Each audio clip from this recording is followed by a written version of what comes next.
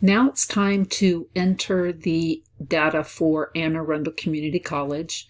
So you'll type Anne Arundel Community College in A10, and then you'll go and do the tuition and fees, whatever the College Board says, and use tuition and fees and books and supplies, and then you can use your own totals. Like if you live at home and you don't pay any rent, you can put 0 here. Most people will still have personal expenses and travel expenses, so just estimate what yours is, or you can just use whatever the site tells you. Okay, so the next thing that we need to do is to copy the formula for 1-year cost and 2-year cost. And so all we need to do is to select G7 and H7. Oops. And then click on copy, and then click down into G10 and hit paste. So I'm going to show you so I'll hit escape, and then you see now that it is the sum. If you double click in that cell, you see that the formula is the sum of B10 through F10, which is what we want. And then here, this is G10 times 2. So that's all we need, because we don't go to Anne Arundel for 4 years. So this is the 2-year cost. That's all we need. That's all the data we need for this part. The next thing that we want to do is we want to calculate the savings that we have by going to Anne Arundel Community College for 2 years rather than going to the 4-year institution for all 4 years. And the way we can do that is simply by taking the total 2-year cost and subtracting how much it costs to go to Anne Arundel Community College, and that's going to be our savings. So we can do a formula, which we have before. It's just opening up the formula by clicking on the equal sign. We can click on the 2-year cost. Then we can click up to the formula bar and hit the minus key. And then we're going to click on here. And that gives us the how much we're saving. Now, it appears that everything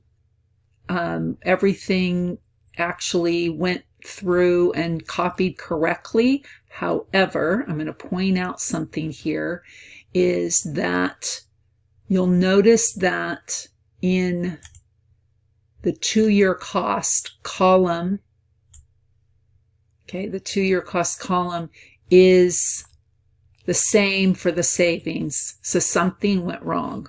And this is how I'm going to demonstrate the difference between relative and absolute cell addressing. So if we click in the first one, that's H2, which is here, H2. I'm going to go ahead and double click it so you can see it. You can see that it's H2 minus H10. Okay, let's look at what happens when we click on N3.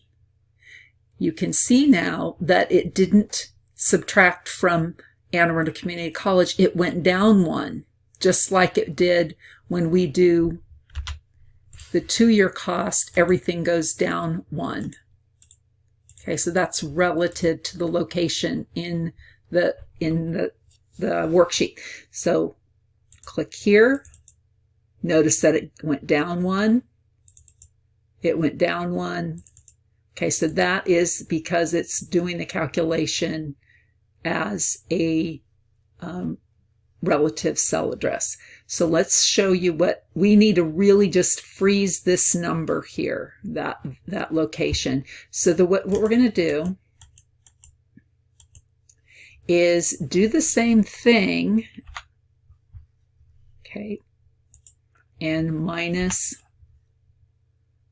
this. Now what we're going to do is what is called absolute cell addressing. And if you hit the F4 key, you'll notice that a $ goes before the H and before the 10. So that is going to quote unquote freeze that cell, the column and the row. Okay, so when I click here, notice that, and I'm going to go ahead and delete that. I don't know why it's doing that. So delete that. Now we can see that we want the first one, we want this H1, H2, H3, we want that to be relative. So these are relative, but this one stays at this cell. So watch what happens. Oops. Okay, so I'm going to hit the down arrow key so you can see H. So I'm going to do it this way. Okay, so there's H2 minus H10. Oops. And here is H3 minus H10. Okay, and then we have H4 minus H10. And you see that every time now it is referring to the 2-year cost for AACC. The last thing that I want to show you in this one is to be able to view the formulas and functions rather than the values. So right now, I can't tell here by just looking at this worksheet that if there is a value number that I've typed in or whether or not there's a formula or a function that I have. So if I click on the Formulas tab and click on Show Formulas, now you can see that where I've typed in a value, it's a value, and where there is a formula or function, it is showing as the formula or function for that sheet. Now this is a toggle, so when I click the Show Formulas key again, if I click on Show Formulas again, it takes it off. So it's just a toggle switch. It doesn't change anything in the spreadsheet really. So we'll go ahead and save this document, and you're finished with that section.